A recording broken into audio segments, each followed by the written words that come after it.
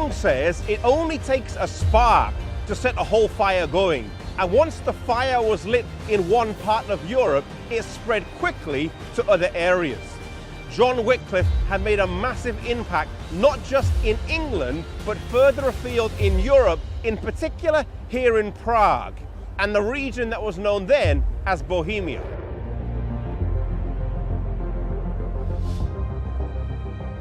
John Huss was of humble birth, and his father died soon after he was born. His mother sought an education for him, and he was able to get admission to the University of Prague as a charity scholar.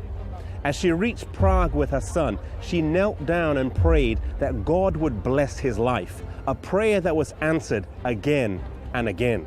He soon distinguished himself by his tireless application to study and by his blameless life. Upon completing his studies, he entered the priesthood and rapidly rose to prominence, soon becoming attached to the court of the king. In a few short years, he was the pride of his country, and his name was known all over Europe. Today, they've built a statue to commemorate him here in the Old Town Square.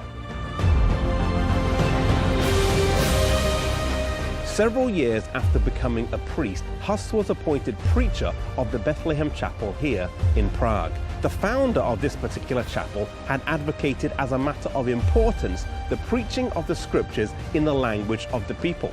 At that time, there was a large degree of ignorance concerning the Bible, and Huss also believed that it was vitally important to preach the scriptures in the language of the people.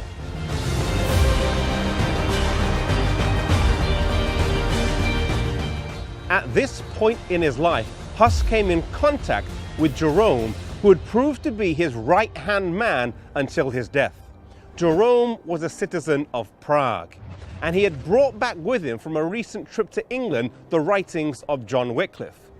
The Queen of England at that time was also a convert of John Wycliffe, and she was a Bohemian princess, and through her influence, his writings were circulated at length in Bohemia. Huss read them, believed their author to be a sincere Christian, and believed the writings to be true.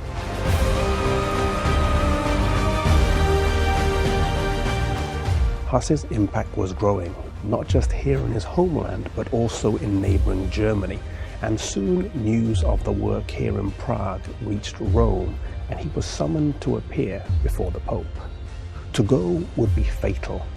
The King and Queen of Bohemia, the nobility and the government all asked for a local trial, but this was not granted. The trial of Huss went ahead in his absence, during which the city of Prague was put under interdict. This struck terror into the hearts of everyone. No church services could take place. Baptisms, funerals, weddings, those ceremonies that were so key to life in general were not allowed to take place, and through this means, Rome was able to hold sway over the people. The city was in turmoil, and so Huss withdrew to his native village, but he continued to travel to the surrounding countryside where he was able to preach to eager crowds. When the danger and excitement had subsided, he was able to return to Prague, where alongside with Jerome, he was able to continue his work.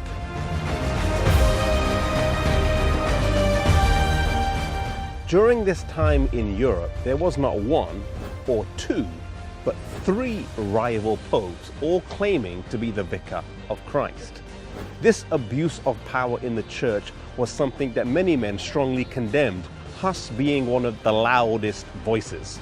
The emperor at that time, Emperor Sigismund, called for a council in Constance, Germany, to settle this dispute once and for all, and also to deal with some of the new heresies arising from men such as John Huss that they didn't agree with. Huss was summoned to appear before the council and was given assurance of a safe passage by the emperor. One thing that stands out from this story is the prayer that John Huss's mum made with him as he was on his way to university. I want to encourage you, if you're praying for a child, if you're praying for a parent, to never give up in your prayers. The prayer of John Huss's mother was answered many, many times over in ways that she couldn't have even imagined. Maybe you're praying for your children, maybe they're on their way to school, maybe you're praying for a loved one. Keep them in prayer and never think that our prayers will go unanswered. God does hear and God does answer our prayers.